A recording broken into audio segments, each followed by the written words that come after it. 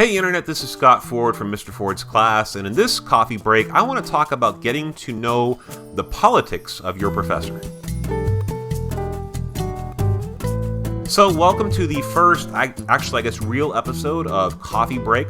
And if you haven't seen the welcome video as far as what we're going to do here, this is me talking about things that don't fit into the regular anatomy trainings or micro trainings or technology trainings.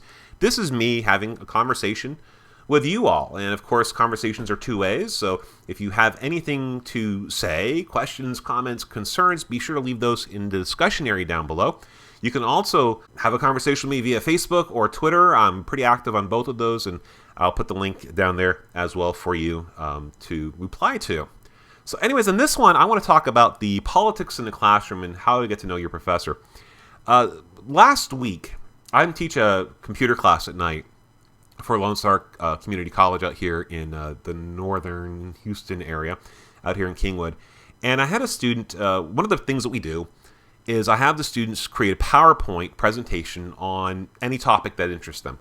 What I'm looking for here is a basic understanding of PowerPoint, as well as working with them on how to do presentations. I used to do professional training, and I've been in front of classrooms for over 15, 16 years. So I kind of have an idea of how to do trainings that are well received, I would say the least. And so the project, again, is very open-ended.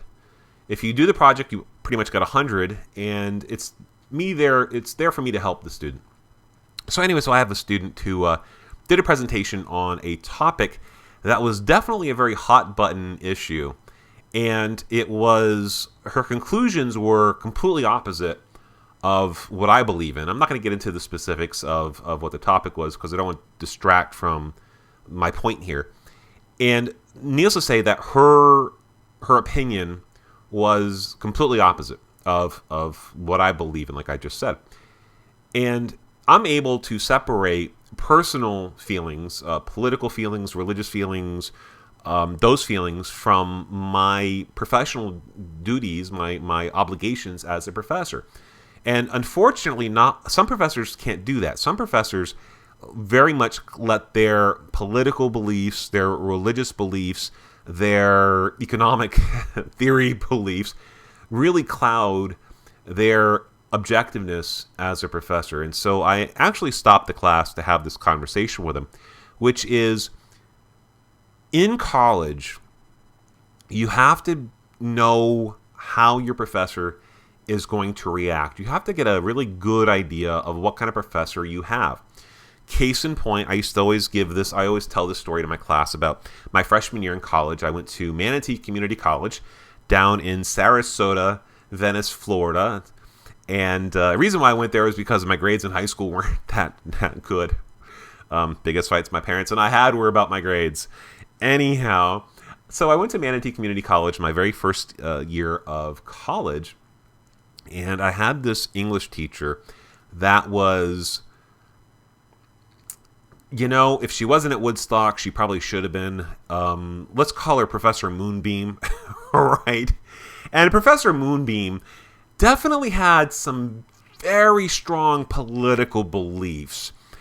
And we were writing papers for an English class. I mean, it's an English class, you have to write papers. You have to write a whole bunch of papers. And I've always been a good writer. I've always had a knack and a talent for writing. Now, grammar, not so much. But the writing, the interest, the hooks, the interesting part of writing, I've always kind of had a flair for it. And so I was writing these papers for class and trying my best at grammar. And my grades were decent. They were like C's on papers. Well, she would spend a good portion of her class not talking about what the college had paid her to talk about, which was teaching English. She would talk about politics. And me being who I am, I was like, I wonder. So I started to modify the tone of my papers to match her tone as a professor. And they became more and more in sync with her political ideology. Now, that didn't mean I was agreeing with her, but the papers made it appear that way. And my grades started going up. I started getting really good grades in my papers. And then it became a game.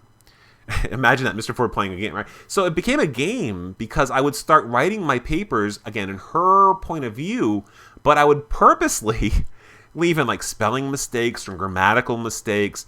And I was getting A's on these papers, and the other students who were busting their butts were getting C's and D's. And they were looking at my papers and going, Scott, this is crap. What's going on? And they figured it out, because I told them, to start writing papers according to her political point of view. And so they started doing that. And so the majority of class got on board with the idea. And we started getting, A's and B's on A's on our papers. And at the end of the semester, she's like, oh, you all grew as people. Well, this is a great example of a bad example of a professor.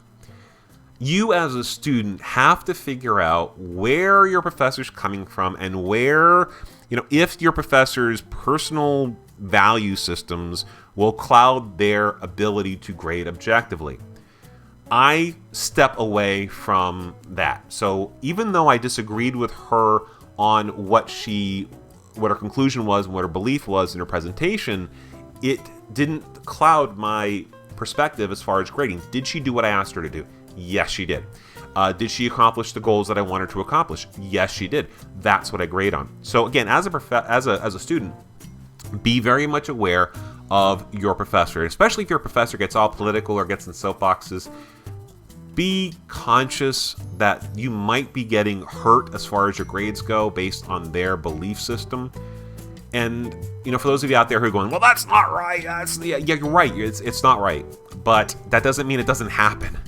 And so you can be right and sad, or keep your mouth shut and get good grades and move on. And unfortunately, that's the way our education system is nowadays. Not so much worried about that in K-12 and high schools, because there's a lot more constraint on the grading system. But definitely when you get to undergrad, and very much when you get to grad school, oh boy, you better make sure that you are agreeing with your professor left and right, because they control your life.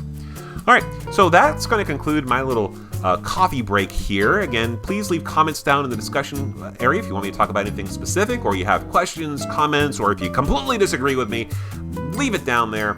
And until our next coffee break, we'll see you later. But bye for now.